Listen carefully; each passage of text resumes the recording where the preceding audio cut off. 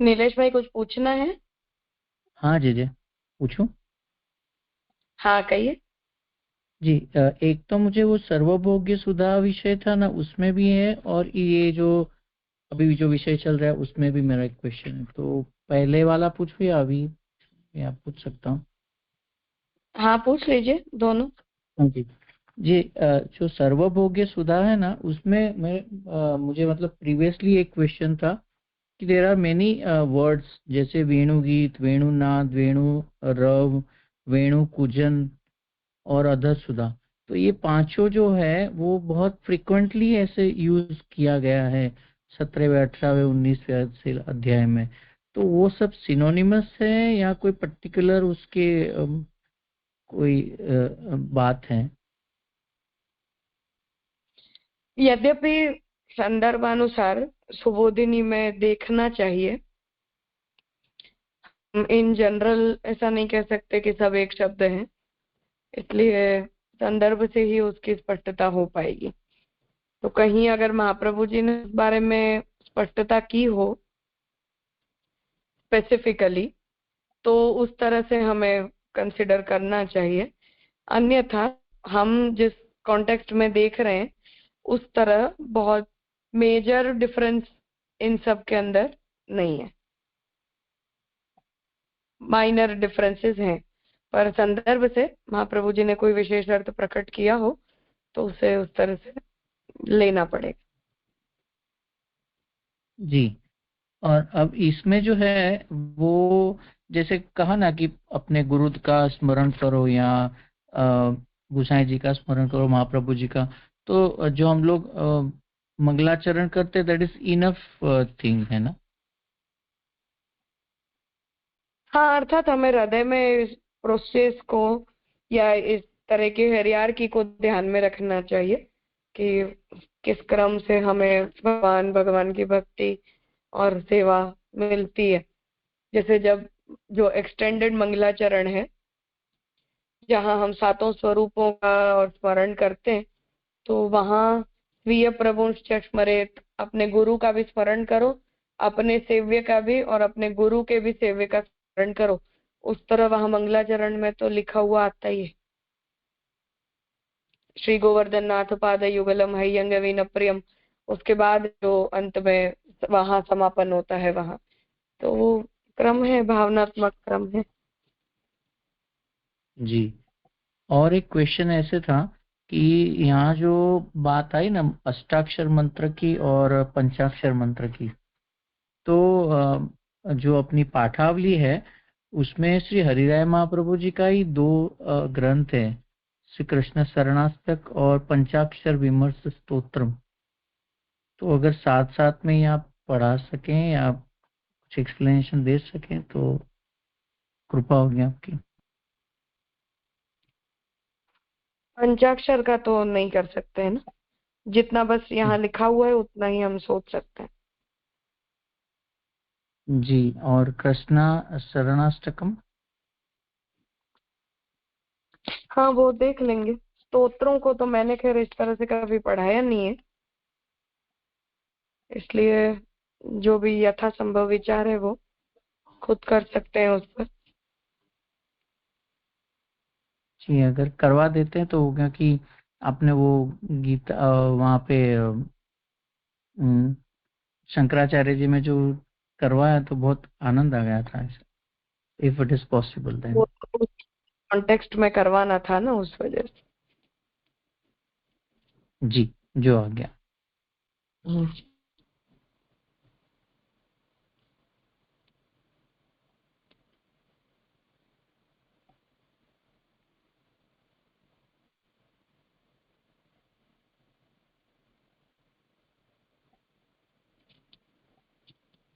और कोई?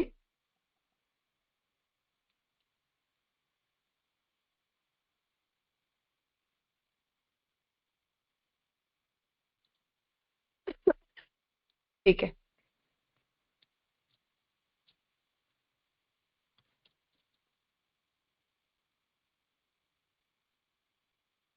तो कल हमने हम जब प्रभु के नाम मंत्र का जप करते हैं या समर्पण मंत्र का जप करते हैं, तो भगवान के किन गुणों को, किस प्रकार के स्वरूप का हमें चिंतन करना चाहिए, उसकी प्रक्रिया का निरूपण श्री हरिराय जी ने करना प्रारंभ किया था। वहां अष्टाक्षर मंत्र का जब हम करें तब श्री कृष्ण ये फलात्मक नाम होने से श्री कृष्ण पद का उच्चारण करते हुए प्रभु के गुण और प्रभु के स्वरूप का हमें ध्यान करना, ये श्री हरिराय जी ने बताया। और फिर पंचाक्षर मंत्र का ध्यान करते समय हमें समर्पण का भाव होने से सर्वात्म भाव पूर्वक अपने अंदर दास्य भाव का चिंतन हमें करना चाहिए। इतनी आज्ञा श्री हरिराय जी ने दी। अब आगे देखें तो तत्र प्रथमं श्री कृष्ण पद प्रयोगस्य प्राकट्य समायिक शोभाभिव्यंजकत्वात् भावना पुरः स्थितं युगल स्वरूपम अष्टषोडश चतुर्विंशति सखी मंडल मध्ये नवर समयं चतुर्विंशति रमणात्मकं श्रीकृष्णं विधाय भावनया देहेन्द्रियादिकम् अपि अन्तः प्रविश्य तत्रैव सर्वदा निरुद्धीय भूय दास्यं प्रार्थनीयम् इति बोद्धव्यम्। अब यहाँ आगे दास्य की भावना हमें किस प्रकार करनी चाहिए उसे बता रहे कि पंचाक्षर मंत्र का भी जब हम जप करते हैं तब भी उसका प्रारंभ तो अष्टाक्षर से होता है, और पंचाक्षर मंत्र की माला के जप में भी अष्टाक्षर मंत्र के बाद हम पूर्ण मंत्र बोलते हैं, गद्य मंत्र। 3 बार गद्य मंत्र बोलने के बाद फिर पूरा जो जप है वो पंचाक्षर मंत्र से किया जाता है। तो उसमें भी जो श्री कृष्ण ये फलात्मक पद प्रयोग प्रथम किया जाता है पंचाक्षर मंत्र में, इसलिए उसके भाव का यहाँ निरूपण कर रहे हैं कि जिस समय प्रभु का प्राकट्य हुआ उस समय की ही शोभा श्री कृष्ण इस शब्द में रहने वाली होने से हृदय में की हुई मानसिक भावना से हृदय के समक्ष रहने वाले युगल स्वरूप 8, 16 एवं 24 सखियों के मंडल के बीच में रहने वाले काव्य शास्त्र में कहे हुए, तो उन्हें अब यहाँ क्रमशः बता रहे कि भगवान जब प्रकट हुए हैं उसका वर्णन अथ सर्वगुणोपेता कालः परम शोभन इस कारिका में 8 कारिकाओं में जिस तरह से आता है, तो वो प्रभु के प्राकट के काल की जो प्रकृति की शोभा है कि जहाँ जितने भी 24 तत्व हैं उन सभी प्रकृति के सभी तत्वों के अंदर जो है वो अलौकिकता प्रकट हुई है, नूतनत्व प्रकट हुआ है। तो उसका वर्णन उन 8 कारिकाओं के अंदर एक एक तत्व का किया जाता है। तो उस बात को बता रहे हैं कि श्री कृष्ण इस शब्द में जो शोभा रही हुई है उससे हमारे हृदय में की हुई जो हमारी मानसिक भावना है, अर्थात जप करते समय जो हम मानस चिंतन प्रभु के स्वरूप का करते हैं, तो उस भावना से हमारे हृदय के सामने रहने वाले युगल स्वरूप 8, 16 एवं 24 सखियों के मंडल के बीच में रहने वाले, मतलब ठाकुर जी स्वामी जी हैं जो 8 सखियां, 16 सखियां और 24 सखियों के मंडल के बीच में रहे हुए हैं। काव्य शास्त्र में कहे हुए नवरस रूप 24 रमण रूप में स्थित, तो जो 9 रस हैं उन सभी रसों को भगवान धारण करते हैं, और जो 24 तत्व हैं उस तरह से उन सभी रसों के अंदर भगवान तत्व रूप से अंतः प्रविष्ट है। तो 24 रमण रूप में स्थित श्री कृष्ण का जो स्वरूप है उसकी भावना करनी चाहिए। तो जब हम फलात्मक रूप श्री कृष्ण इस नाम का उच्चारण करते हैं तब हमें इस रूप की भावना करनी चाहिए।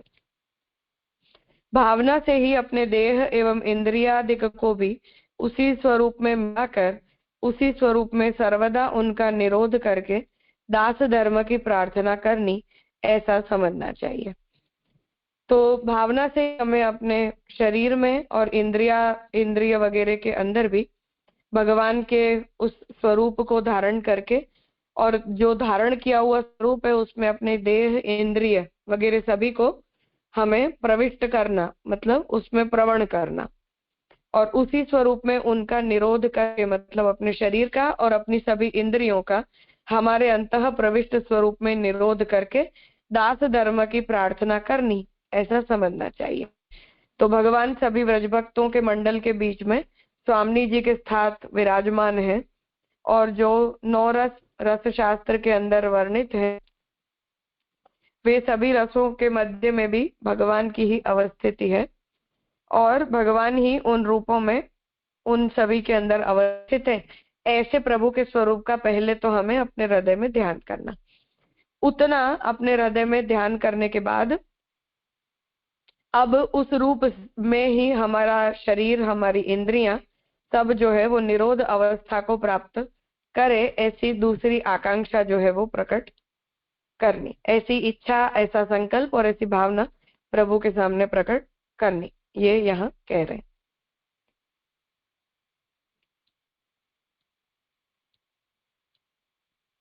कुछ पूछना है?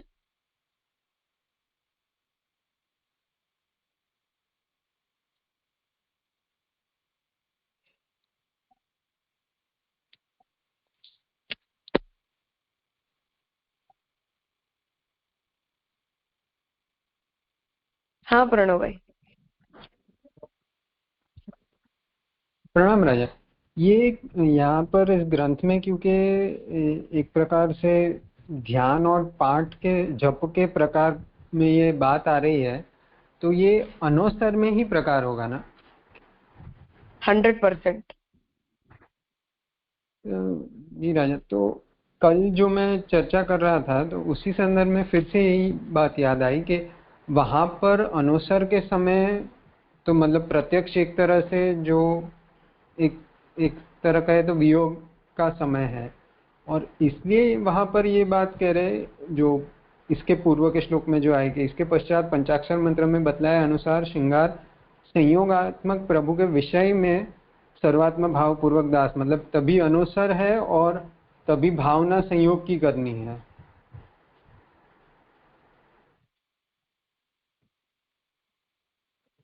संयोग की अर्थात कि ये डिमांड की जा रही है ना, मतलब कि हम आंतर संयोग का अनुभव, क्योंकि जप कर रहे हैं तो प्रभु के स्वरूप का ध्यान कर रहे हैं, तो ध्यान कर रहे हैं तो वो अंतर संयोग है। उस अंतर संयोग में भगवान हमारे अंदर जिस रूप का, क्योंकि अपने सेव्य का ही हम ध्यान करेंगे, तो अब हमारे जो सेव्य स्वरूप है वो अपने उस रूप में हमें निरोध सिद्ध करवाए, ऐसी भावना हमें जप के समय करनी चाहिए, ये कह। अच्छा। तो राजा फिर से वही जो कल मैं प्रश्न कर रहा था वहां पर ही वापस गाड़ी अटक जा रही है कि जब विप्रयोग परम फल मान रहे हैं तो इस अवस्था की अपेक्षा क्यों रख रहे हैं? देखो, विप्रयोग परम फल है, उसका अर्थ सेवा का त्याग नहीं है, एक बात। ठीक है। अब जो व्यक्ति सेवा परायण है वो सेवा तो करेगा ही, हरिराई जी ऐसा तो नहीं कहेंगे कि तुम सेवा छोड़ दो, पर हरिराई जी उसे क्या कहेंगे कि जब तुम सेवा कर रहे हो उस समय तुम्हें जो संयोग की अनुभूति हो रही है वो परम फल रूप नहीं है, परंतु जब तुम प्रभु के विप्रयोग का अनुभव अनवसर के समय करोगे और अनवसर के समय अपने अंतःस्थित जो भगवान है उस अंतःस्थित भगवान के स्वरूप का ध्यान करोगे, और उस ध्यान के अंदर जो तुम्हें उस रूप को पुनः देखने की, उस रूप को पुनः बाह्य स्वरूप से प्रकट प्राप्त करने की जो तुम्हारे हृदय में तीव्र आकांक्षा प्रकट होती है, और उस आकांक्षा से जन्य जो विप्रयोग होता है वो फल है। मतलब अनुभूति है। अच्छा, रिवर्सल ऑफ ऑर्डर नहीं है कि वो धर्म संयोग के बदले धर्मी संयोग चाह रहे हैं जो अंतर में ही होगा? हाँ, तो धर्मी संयोग ही चाह रहे हैं, परंतु सेवाकर्ता को ठाकुर जी देखेंगे तो सही ना वापस। हाँ, पर वो तो धर्म संयोग है जो एक तरह से उनके मत से कहे तो साधन अवस्था है, या एक तरह से कहे तो मुख्य फल के अवान्तर रूप है, अगर हाँ, तो ऐसा ये इस अभी जो प्रक्रिया बता रहे हैं वो मुख्य फल की अवस्था की प्रक्रिया थोड़ी ना है। अच्छा, ये प्रक्रिया उस अच्छा, अवस्था में मतलब बताई जा रही है कि जब जीव साधनिष्ठ है ऑलरेडी, तो जब तुम साधन कर रहे हो तब तुम्हें क्या सोचना चाहिए ये बताया जा रहा है। ये नहीं बताया जा रहा है कि ये जो कहा जा रहा है या ये जो साधन बताया जा रहा है वो फल रूप है या साधन रूप है। पर तुम जो कर रहे हाँ। हो वही कर रहे हो अभी। हम्म, तो जो कर रहे हम्म, हो वो करते समय तुम क्या भावना करोगे वो बताया जा रहा पर वहां भी राजा फिर उन उन श्री हरिराय महाप्रभु जी के मत से जो समर्पण कर रहा है, मतलब उनकी जो फ्रेमवर्क है वहां पर तो वो इतनी सिद्ध अवस्था में है कि वो तब जाकर ही समर्पण उसका होगा जीव का, कि जिसे शरणागति दृढ़ हो चुकी है और वो इस एक तरह से साधन के फेज से आगे फलावस्था में है। तो यहाँ उस पंचाक्षर मंत्र के द्वारा जो प्रक्रिया बताई जा रही है उसे जिस प्रकार का ध्यान करने की आप आज्ञा कर रहे हैं वो परंतु परम फलम वाले के लिए तो है नहीं ना। उसके लिए तो सर्वदा यही अवस्था है, तो उसके लिए जपकालीन अवस्था कुछ स्पेशल नहीं है। हम्म, ठीक है राजा। हाँ, मतलब साधन अवस्थाई में ही है तभी उसे ये पूरा उपदेश उस दृष्टिकोण हाँ, से ही देखना तो होगा। मैं जप करने बैठी हूँ उसका अर्थ ये हम्म, है, अर्थात कि अलग से उसे अपनी लाइफस्टाइल में अगर ला रहे हैं तो उसका मतलब है कि हम कोई स्पेशल ओकेशन में ये कर रहे हैं। हम्म, हम्म, और जिस व्यक्ति के लिए वो अंतरंतु परम फलम है, मानो आस्करण दास जी, आस्करण राजा के जैसे, तो आस्करण हम्म, राजा के जैसी अगर वो अवस्था है तब तो उन्हें तो ऐसा बोलने की जरूरत ही नहीं है ना कि ये जप का काल है और इसमें तुम्हें इस प्रकार की भावना करनी चाहिए। हम्म, स्पष्ट हुआ नहीं। हाँ। हम्म,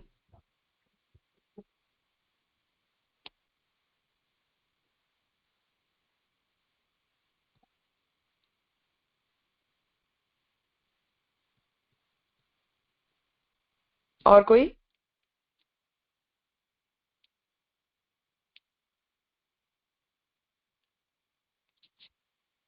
ठीक।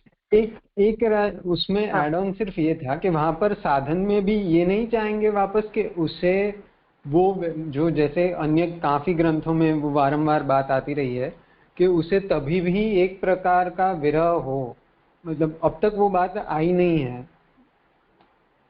क्योंकि ये फिर से काल जब मतलब धर्म संयोग का अगर नहीं है तो वो विरह की दशा उसके अंदर प्रकट हो धर्मी संयोग के लिए,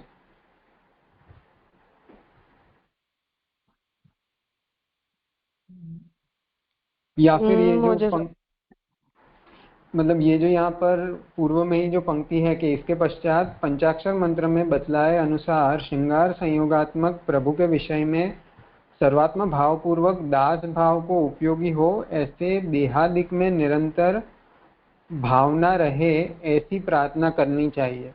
तो इससे तो ऐसा मतलब जो अर्थ है उससे ऐसा समझ आ रहा है कि प्रभु का संयोग हो, उस संयोगात्मक प्रभु के विषय में, मतलब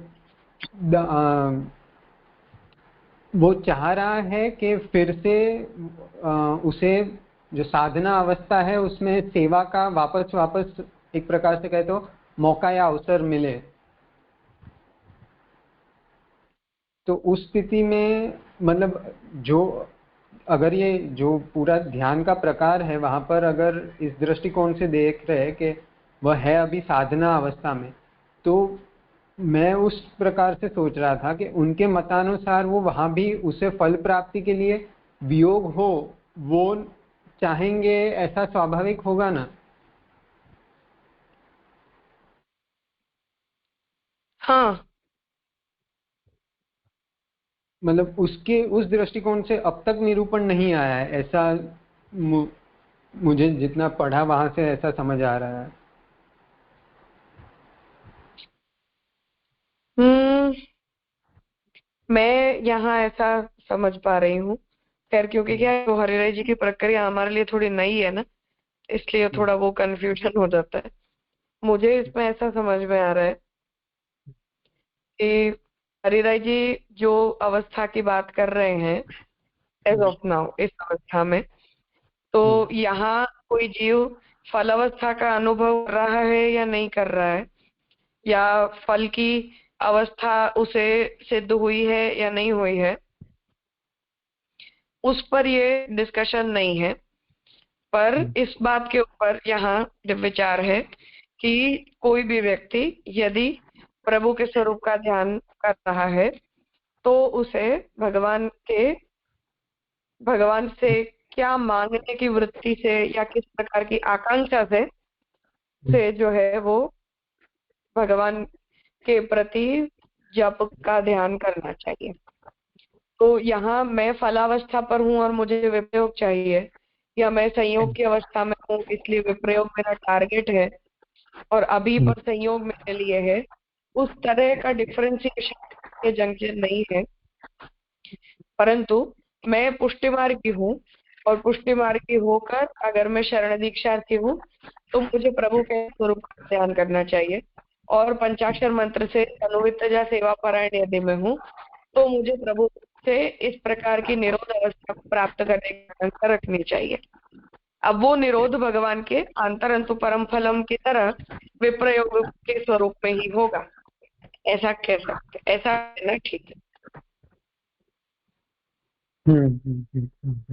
मतलब ऐसा अभी मुझे समझ में आ रहा है।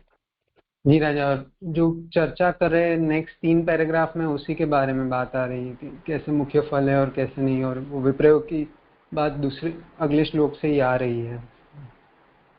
हाँ, वहां देखते हैं आगे अब कैसे चल रहा है।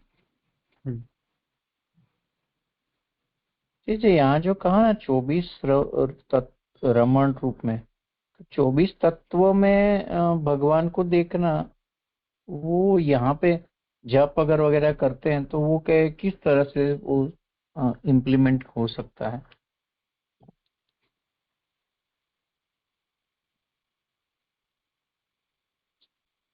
इम्प्लीमेंट ये होगा कि जब के समय हम मंत्र बोलने की क्रिया के अतिरिक्त प्रभु के किसी स्वरूप का भावन या प्रभु के किसी स्वरूप का चिंतन तो करते ही है, तो वहां हमें अपने भाव को ऐसा आकार देना चाहिए या इस प्रकार से प्रभु के गुणों का ध्यान करना चाहिए, ये कहना चाहते हैं।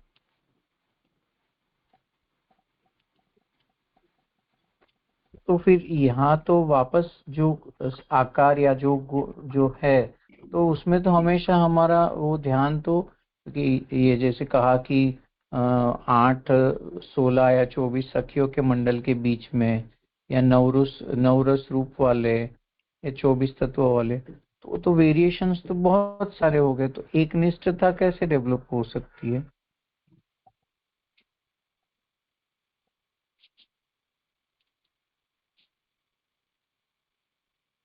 इसमें वैरायटी होने में प्रॉब्लम नहीं है ना।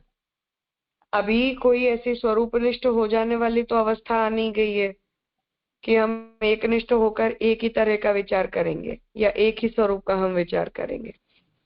तो हमारे जो सेव्य हैं वो इस तरह के हैं, तो उनमें तो भगवान के अनंत गुण हैं, अनंत रूप हैं, तो उनमें से हम उन कुछ गुणों का और भगवान के सेव्य हैं हमारे, तो सेव्य रूप का अन्यथा इन जनरल भावित रूप का ध्यान कर रहे हैं, ऐसा कहना चाह रहे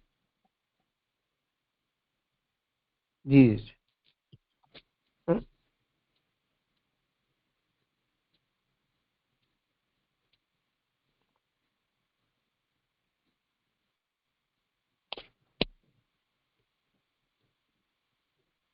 ठीक है, तो आज यहाँ रखते हैं, आगे का विषय कल देखेंगे।